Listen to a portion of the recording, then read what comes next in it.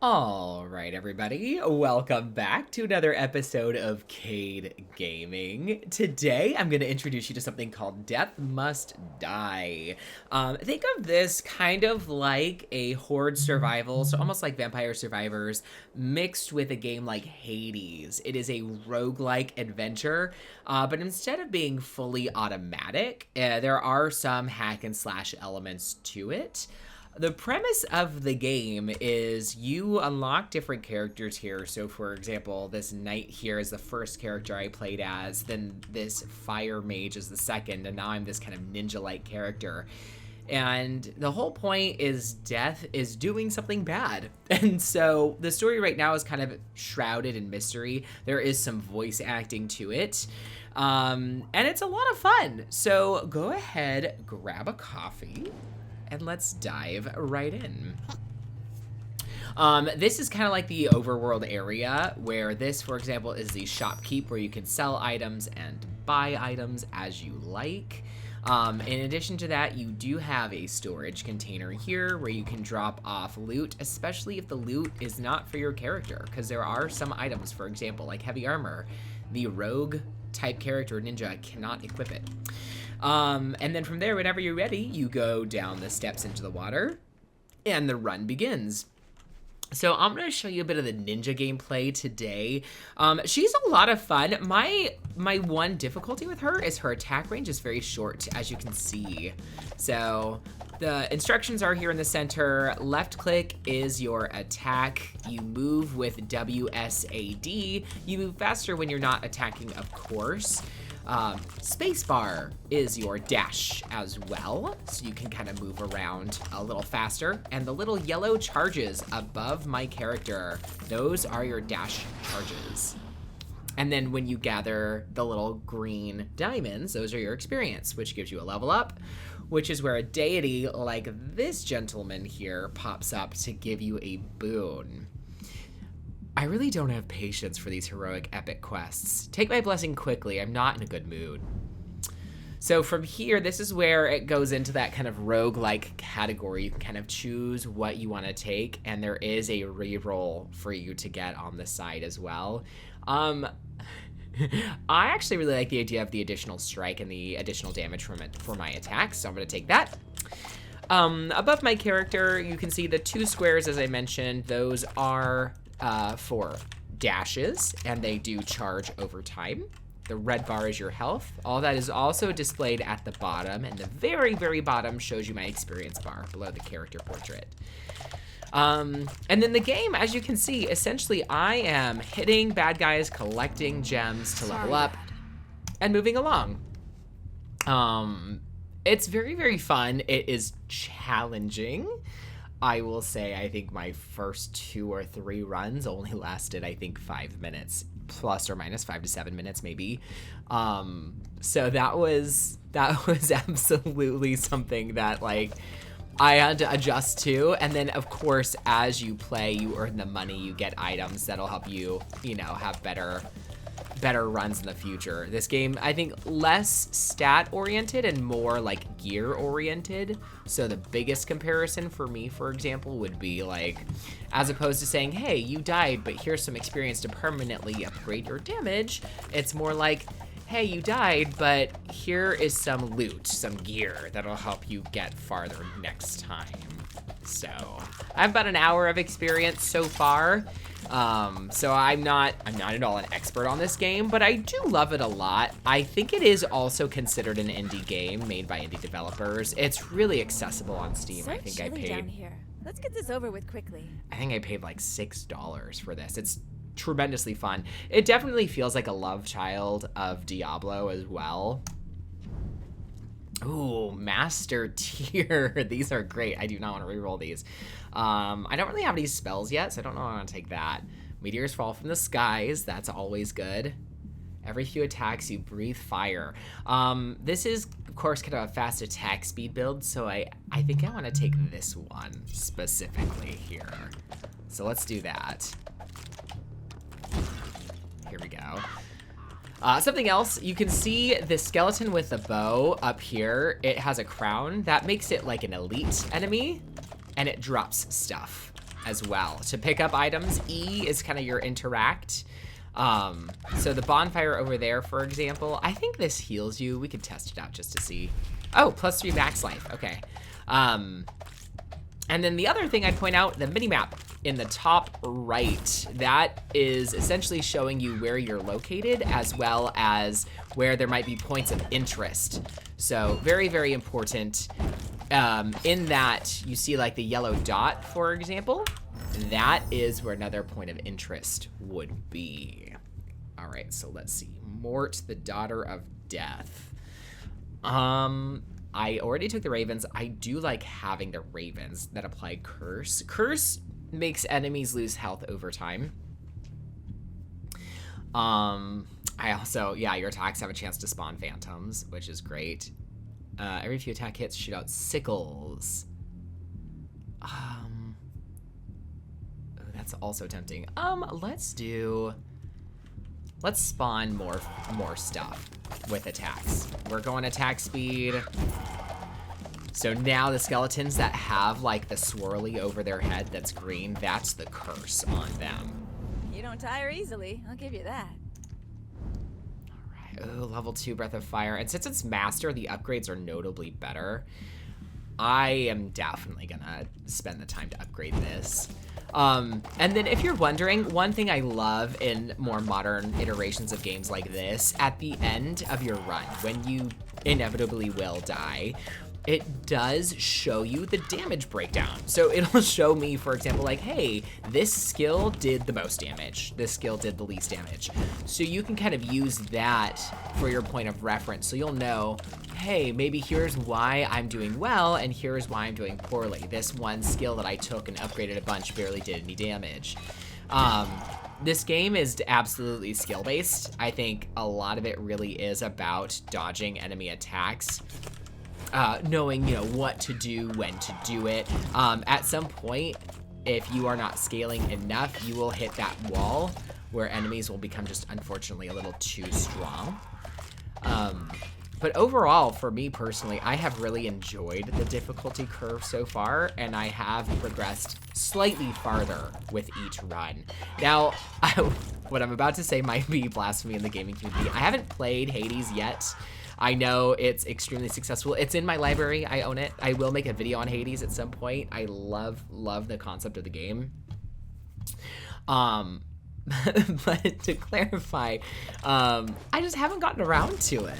So I am under the impression this game is very similar. Like if Hades and Vampire Survivors made a baby, this game would be that, essentially. Oh, here we are. So this is just like a random event that happens so far in every playthrough I've done, where a wall of fire shows up that I can't go through, and a bunch of slimes will spawn. Ooh. So the other thing I've noted is different deities will provide different types of buffs, you know? So that can sometimes be very much an indicator of how well your run is gonna go. You know, if I get a bunch of defensive buffs, for example, I'm not gonna deal much damage, but I'm gonna survive at least for a long time. You raise skeletons when you kill a number of enemies. Skeletons raised from cursed enemies last longer. I like the sickles. I'm going for the on-hit build here. So I'm gonna go ahead and take this. So that way it spawns more sickles. More stuff happens when I attack. So, and with most on-attack abilities, by the way, those do have to be attacks that are landing. So if your attack is not landing, you might not proc those chance to happen things. So that master level fire thing, the fire breathing that you see, that is putting in the work. I will not be surprised if that is like our top damaging skill at the end of all this. So I'm gonna quickly pick up as much of this as I can. Little bits of gold will drop. You see I just got one piece of gold there, but that'll always be really, really helpful when you're looking at, you know, upgrading over time. Let's see, what's this? Obelisk of Sanctuary. You feel no harm can come to you. I'm guessing it's just a really high You're defense doing increase. all right there, mortal. I think you could really use some of my godly aid. Wouldn't you agree? I love each god has their own personality, and so far I think I've seen like 6 or 7 different people with different upgrade abilities. This game is very fleshed out. I will say there's tons of build opportunity.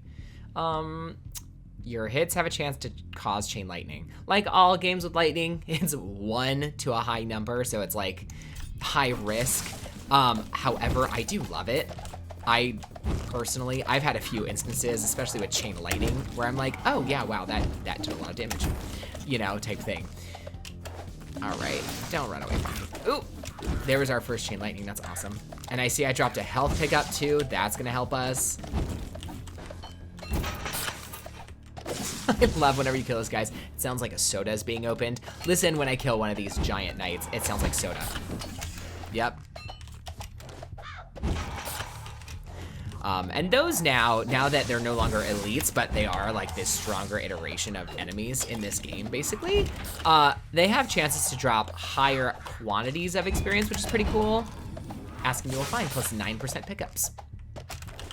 So all these little buffs, by the way, that I'm getting, those are just for the run and for this character. Stone of Stamina. You feel unimpeded. WE, whatever. This character is the sassiest of the characters that I've played so far. She is very funny to me. She cracks me up a lot. This is our first boss fight. Yeah, when you take a hit, it's a ton of damage. So you have to try and use you have to know. They do have a predictable pattern, but once you have a bunch of bad guys spawning simultaneously, it's really hard. Breath of Fire, look at that damage upgrade. I'm definitely gonna take this. By the way, this is a very good one. Burning enemies leave a fire where they die. It is almost always my top damaging ability, but in this instance, oh nice, 2 level ups in a row. Okay, spell damage, again, don't have spell. Dash leaves a path of fire, and when you kill a number of burning enemies, an explosion damages and knocks back nearby enemies.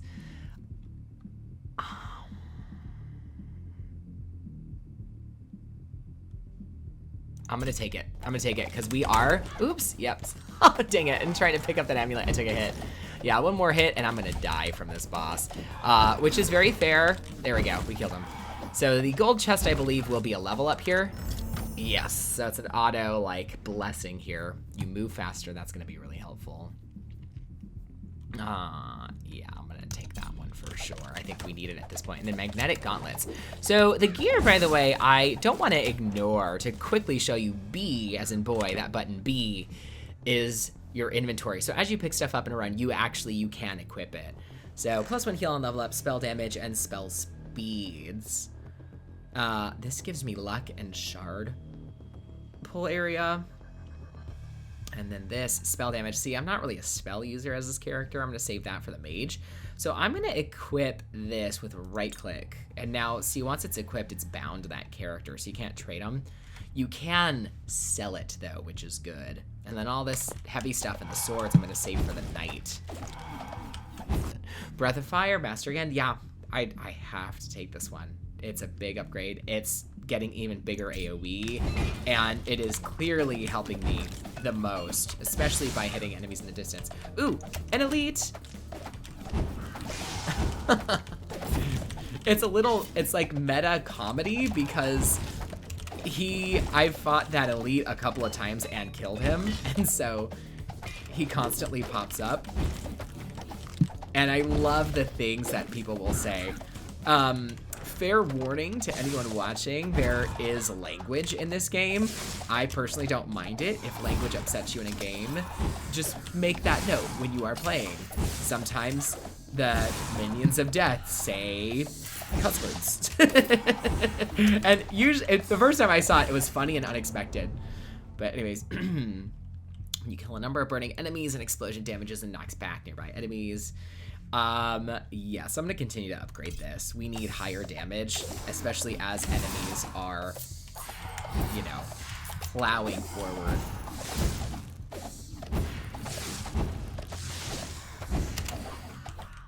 Ooh, sheesh. Yeah, these, like, specters are so hard. And that was an elite, by the way. Here we go. Meteors fall, your spell damage. And burn. Enemies leaving fire where they die is a great one for me. I could also reroll to try and get another master upgrade. But this does leave so much damage. And it's going to stack with all the burning enemies. Drop this, drop that. Ooh, achievement! Defeat 6,000 skeletons. Well, thank you very much. I've been trying real hard. Shrine of Mjolnir. Or Mjolnir. Comment below. Am I pronouncing that correctly? Shrines are usually reserved for gods, not artifacts. Curious. Gain attack crit chance or spell crit chance. Definitely attack. This is an attack build, and that is an awesome upgrade here. Obelisk of Sanctuary. You feel no harm can come to you. There we go. Ooh, I see. Oh, I see, actually.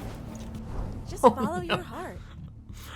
What timing? Okay, look at all those blue slimes. Okay, meteor shower, trail of fire. Yeah, actually, this is a good time to use my reroll. Not amazing. I'm gonna try. I've never taken Trail of Fire, so I'm gonna take this one over here.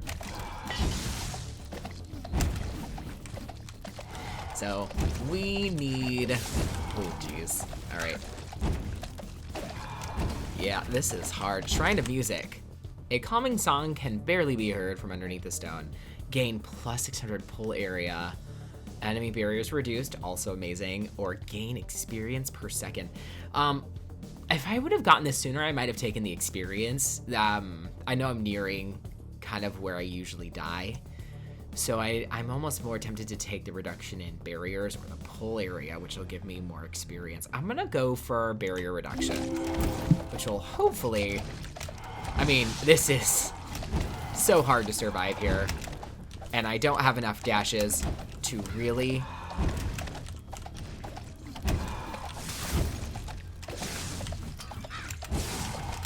Yep. Ooh. And we died. This is the breakdown screen. It shows you how much time you spent playing, how many enemies you defeated, all that stuff. And then again, I mentioned it earlier, but the skills. So clearly that master level Breath of Fire, the biggest damage dealer by far. Wrathful Strike as well. That is up here. Your attacks become stronger and have a chance to trigger an additional attack. Yeah, being our second biggest, that's the thing we started with. Ravens did well. Chain Lightning, of course. Incineration, which I think is the... Yeah, burning enemies leave a fire. We got that later in the game, and it already did the 4th most damage out of everything. So, like I said, that's a pretty good one. But that's the game. Comment below. Let me know what you thought. Of course, please feel free to like the video if you enjoyed it. I always appreciate your interactions. Thank you so much for liking and commenting. Thank you for sharing things with friends. I've met some incredible people over the last couple of months making these videos. And most importantly, if you like what you see, please click that subscribe button. It helps me so much, and there are new videos twice a week, every Tuesday and Friday. My name is Cade. I hope you enjoyed your coffee, and happy gaming!